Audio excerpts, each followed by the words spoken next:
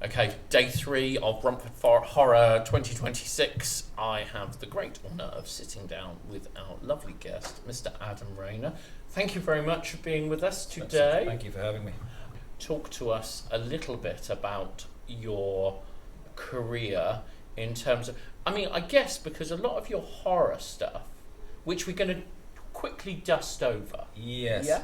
Yeah. Because, obviously the more interesting stuff further up the line. Yeah, my horror repertoire is not deep. So let me tell you about my horror films, if I can even recall, because I was quite young. I haven't done a horror film for a while. So my first horror film, even if you're a committed fan of the genre, you might struggle to find or recall the horror films that I've been in. Right. And I don't say this to disparage the genre in any way, but the ones I were in were quite fringe, even in a world of a genre of quite fringy, quite a lot of fringy films. So the first one, what was the first one? The first one was called, well, when I signed up for it, it was called Steel Trap. Right. And what you did is you trapped a group of sort of attractive young people in a building in Germany, and you bumped them off one by one. And I had a particularly grisly end. Stop me if I'm boring you, no. Spencer. I had a grisly end hanging upside down with a pig's nose sewn to my face. Okay. And that was the end of me. I think I died fairly early in that one. Then I did a film called Is that about 2000? No, it wasn't quite that old. Spencer. It was about the year 2007. Right, okay. 2007. I have vague memories of it. No, you don't. No one does. 2 years later, I did a film called The Task. Okay. Shot in Bulgaria this time. And I think this was slightly higher budget. This might have even been 6 figures. And this also, surprisingly, was trapping attractive young people in a building and then bumping them off one by one. Although I wasn't, I'm not sure, I don't think I was one of them. The whole thing was a sort of set within a TV show which I was hosting. But you never know what's going to. You never know who is going to spring up in these things. So in the first one, in Steel Trap, featured Annabelle Wallis, who's gone on to great things. And the second one had Tom Payne in, and a couple of other people, including myself. I must make this clear, including myself, who went on to at least broader work.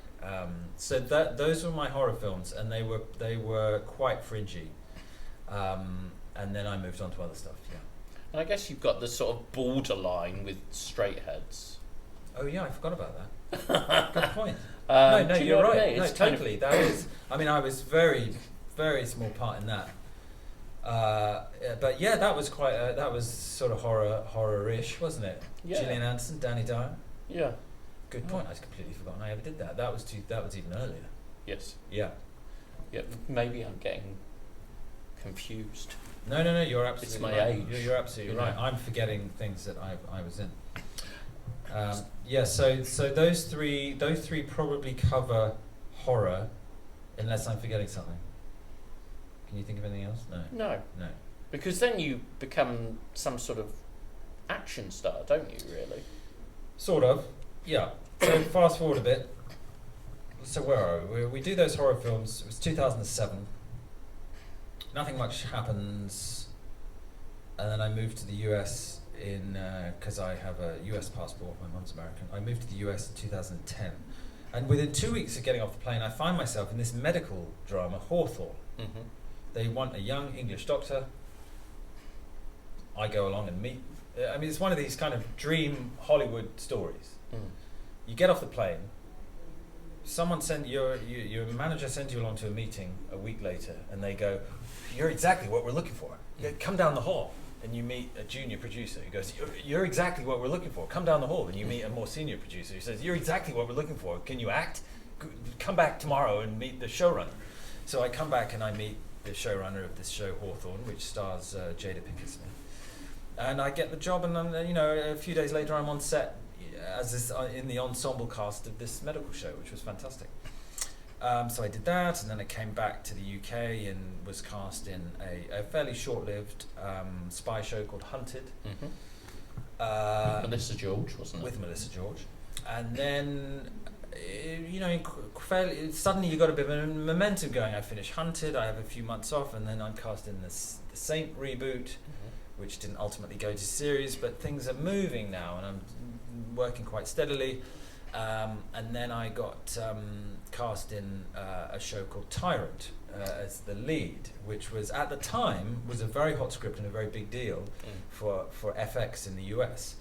And so we did 3 seasons of that, and I was sort of away to the races. This was my kind of golden period, shall we say?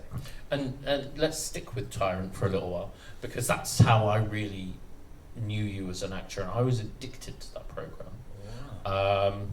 I was watching it weekly. Like back in the day when everybody's still, stacking up these episodes one after another. Right. I was gripped by this program. So let's talk about that a little bit, because first of all, how did you end up in Tyrant? Because that's a big deal to lead a show like that, and you've got a really good cast in there as well. Yeah. Well, the first thing that I should point out, as a kind of disclaimer, is that I would correctly not be cast in the show today, because I was playing a character who was half Arabic, and although there's actually an interesting caveat to this, which is. So I am obviously not half Arabic in terms of my upbringing. It turns out subsequently from a DNA test that actually I do have I do have an ancestor, a recent ancestor whose identity is mysterious from that part of the world. But culturally, of course, I'm not from. I didn't grow up in that world, and in this day and age, quite rightly, I probably wouldn't be cast as the lead character in who is half Arabic in a show that is set in that world. It was a different world in 2014, and they were doing a huge casting the net very wide, and late on in the process, it came to me. And for whatever reason, I fit the bill of exactly what the specific character that they had in mind. And as I said, I was doing quite a lot at the time, but this you're absolutely right. This was a big step up and a coup. I almost didn't do the audition because I thought this is unrealistic, but I was cast in the role, and it was a very hot script in Hollywood at the time. A fantastic pilot script, and so off we went to Israel, in fact, to shoot it, and it didn't stay there. The show eventually moved to Budapest, but we did three seasons, which is very respectable, and it was a tremendous experience leading that show.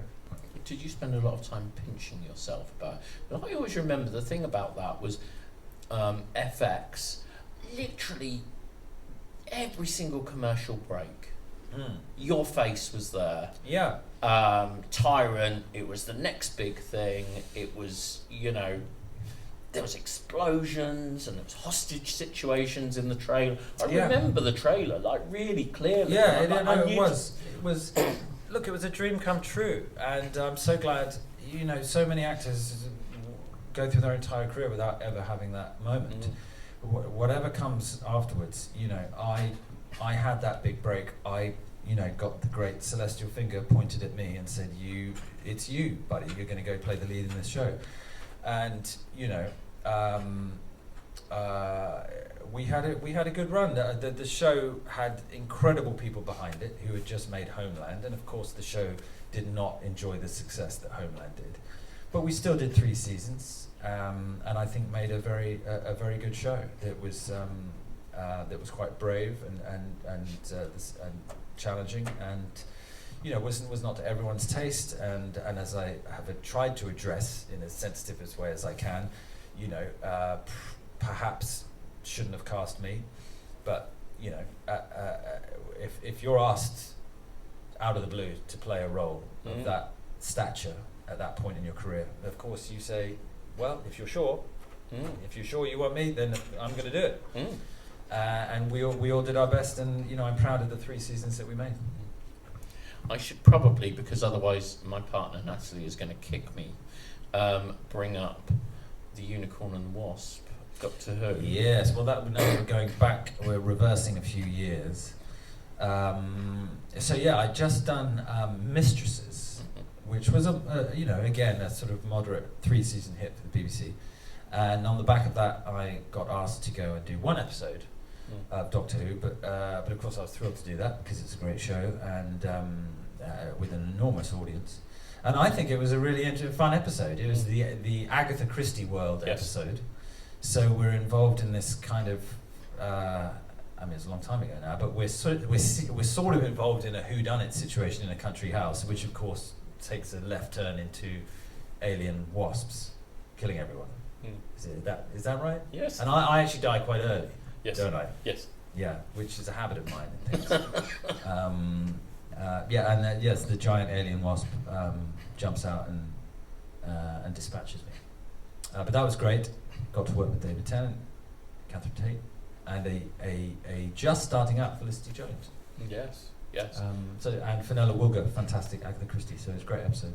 Where did they actually shoot that in the end? That was at a country house somewhere in South Wales, because the show was based out of Cardiff. Yes. And so that was a beautiful country house. I can't remember its name, somewhere in that region. So that was great. And I missed out before Tyrant. There was, yes, you're right. There was some action stuff. There was The Saint, and there was Traces, which was very physical, rigorous parkour, free running based movie. So yes, you're right. I did have a brief sort of action period before settling down a bit and greeting middle age. And of course, being cast as this character Morgan Edge. Yes. So that was quite actiony. So fast forward post Tyrant, did a couple of legal shows in the US, which sadly only ran for a season each, and then yes, along came Superman and Lois, which was again I thought particularly the first season, obviously that I was in, was the writing was really fantastic, and they created a really compelling world. Lois and Clark going back to Smallville and having teenage sons, and it's a kind of Friday Night Lights meets the superhero show kind of situation. And Morgan Edge was great. You think he's one thing and then he turns out to be another. I mean, I had no idea when I took the job that he was going to end up being Superman's brother. I mean, I had no idea. So for those of you who haven't seen the show, I start off as this shady billionaire, sort of Elon Musk type, fingers in all these pies, doing various deals. A guy called Morgan Edge, and to begin with, my sort of principal antagonist is Lois Lane, because she's trying to expose that I'm up to nefarious activities. And then later on in the series, it turns out that Morgan Edge is an alias for Tal Rho, who is Superman's half Kryptonian half brother, and he's up to just unbelievable, terrible stuff, repopulating the Earth with Kryptonians and etc. So. That was great. It was a tough job to do because we were filming in Vancouver during the pandemic, and it was lockdown, and I was separated from my family. So it was tough in many ways, but a wonderful cast and a great show that did really, really well. The timing wasn't wonderful for the show because I think there was a desire maybe to reboot the Superman movie franchise, which of course we've seen recently come out. But the show did really, really well and was a great success in of itself. So I was thrilled to be part of that, and I thought Tyler and Bitsy, as she's known to her friends, Tulloch, were terrific Superman and Lois. Is it fun to be the big bad? Yes, without question. You know, one of the challenges on Tyrant was to be interesting as the sort of straight lead, yes. and I'm sure I failed in many ways, but it is hard because the villains are just so fun to watch. So it was great to be able to play that role rather than trying to be the straight man, which, by the way, I thought Tyler did really terrifically in Superman. But yes, I really enjoyed relaxing in a way into the villain role. That's good. So, if you weigh up your career as a whole, yes, must I? Yes. What is the thing that you're the most proud of? I mean, bearing in mind you're only just starting your career. Yes, I'm a mere beginner in many ways, coming into my prime. Without question, it's Tyrant. For all the challenges and yes, controversies of that show and my role within it. I'm proud of leading that show. I had good days and bad days, but I think generally speaking, I was pretty decent number one on the call sheet. And we had a lot of challenges, changing locations, problems in production and creative differences within the original structure of the show. But we made it to 3 seasons, and I think certainly by the 3rd season, I had sort of figured out what I was doing and made a reasonable job of it. But just leading a show, nothing can prepare you for that at that level, and I think I made a decent job of it under the circumstances, and bore the weight, bore the pressure reasonably well, and we did 3 seasons, and so yeah, without question, I'm most proud of leading Tyrant. Okay, that's really good, thank you. As I said, I was a big fan of Well, Tyrant. I'm thrilled. There's not that many people in this country, particularly, who ever saw it. Well, as I said, they were really pushing it down our throats, so I was like, I've so got to be in there. I've so got to see this show, and it didn't fail to disappoint me at any point, even towards the end, which often does happen in a show, doesn't it? You kind of fizzle out. Yeah. Adam, talk to me about Warrior, because that was a lot. That looked like it was probably a lot of fun. It was. So I just finished Superman and Lois and auditioned for Warrior. Again, villainous role, but this was my new sort of niche that I was getting into. And it was a terrific part, really well written, intelligent, playing a sort of railway robber baron in California in the 1870s, in this very interesting show, which was essentially about the Chinese gangs, but also the Irish gangs and the conflict between them, and the internecine conflict between the Chinese gangs in San Francisco in that time period, which was originally conceived as a TV show by Bruce Lee in the 70s, but he couldn't sell that for sort of obvious reasons from the time. But it was great that it was eventually brought to the screen. And shot in South Africa, and so I went out and got involved in that, and it was a fantastic experience. Really exciting show. Some of the best martial arts sequences that you'll see on TV. I sadly didn't get to show the world my abilities in that area, but I did do some sword fighting. Yes. So my character was not obviously a martial artist, but he was an ex-soldier from the Civil War.